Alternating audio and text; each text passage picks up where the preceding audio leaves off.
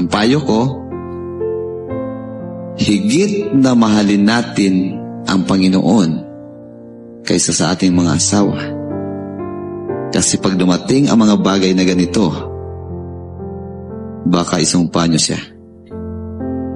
Tandaan natin, ang lahat ng bagay, asawa, anak, kamag-anak, magulang mo man yan ay pinahiram ng Panginoon para makumpleto ang ating pamilya. Pero pag dumating sa point na sila, ikukunin na. No? Hindi kalooban ng Diyos ang mamamatay ang tao, ha? Pagkatandaan, hindi kalooban ng Diyos, hindi kagustuhan ng Diyos mamatay ang tao. Yan ay bunga ng kasalanan. Pero pag dumating sa point na panahon na natin, no, ulitin ko, wala pong immortal. No? Sa teleserye lang ang immortal.